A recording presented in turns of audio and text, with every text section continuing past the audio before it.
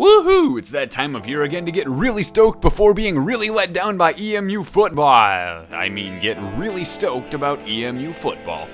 Chris Creighton is a swell guy and he's winning, just more so in the off-season. And you know what? For now, that's okay. Creighton signed 25 players this offseason, which was third most in the conference. Of these 25, 5 of them are 3-star recruits. The rest are pretty much either strong 2-stars or exceptional unranked talents. So how does Coach manage to bring so much talent to such a struggling program? It's simple, really. At the factory, Creighton can offer something that successful programs cannot: a chance to legitimately compete for a starting position in your first year. Just imagine if you were a baby boomer and it was 1978, and upon entering an interview straight out of high school, your boss told you that you could start at a mid or top level position with less than 3 years experience, and that's fine because truth is everybody learns on the job, and so long as you're competent and dedicated, you can succeed. Now the danger with this, of course, is that you get cozy being on top and you become stubborn, arrogant, and refuse to accept that the times have changed. But I digress. Now theoretically, there is competition for the starting quarterback position, but more than likely the offense will once again revolve around Reggie Bell, only this time hopefully he gets more support from everyone else. He will, but probably not enough to score consistently. The offensive line consists of only 2 seniors, but boasts a solid group of juniors as well as a couple of 3-star redshirt freshmen. The run game will have to find some way to improve because Reggie Bell cannot be expected to do it all by himself. Darius Jackson, or D. Jackson as his car refers to him, returns as a senior. He averaged nearly 5 yards a carry last season, but only mustered a single touchdown. There are 5 other backs who could compete for the starting spot. Junior Jawan Lewis, redshirt freshman Shaq Van, and 3-star recruit Breck Turner are the likely candidates. The receiving corps received a much-needed upgrade with the addition of several new talents, including Indiana transfer Kevin Davis and 3-star recruits Kezio Snelling and Isaac Holder. They'll likely be led into battle by Dustin Creel, Chris Strange, and redshirt freshman Lamar Harris. The departure of tight end Tyrese Russell left a large void, but the duo of Cole Gardner and JUCO transfer Cody Tuttle should manage to fill most of it.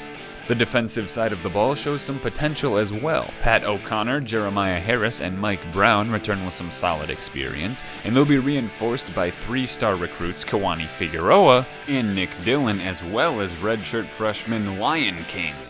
The odd part here is that defensive coordinator Brad McCaslin tends to rush only 3 at a time, but at least this pool of talent leaves room for some good rotation.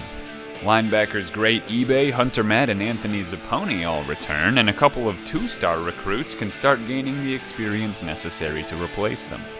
So the secondary received a lot of criticism last year, but some, not all, of its problems resulted from an inadequate pass rush. As the D-line improves, so will the secondary. Jason Beck, DeQuan Pace, Jalen Williams, and Ray Tillman are all the returning starters. However, there are several other guys who will be competing for a starting spot as well. The good news for them is that Brad McCaslin typically runs a 3-3-5 defensive scheme, leaving one spot open potentially for an eager recruit or transfer. Special teams is probably the biggest mystery right now. Brendan Renius averaged over 61 yards per kickoff, which is alright. Dylan Mulder went 8 for 12 on field goals last year, which is okay, and Austin Barnes averaged 44 yards a punt. That's meh, but acceptable. The return game, however, was bad. The kick return unit averaged roughly 18 yards a return, while kick and punt coverage was hardly any more effective. Chris Creighton may have to get creative here. Overall, the team has improved. However, there are really no cream puffs on this year's schedule. Eastern faces all Division 1A opponents, 8 of whom they lost to last season.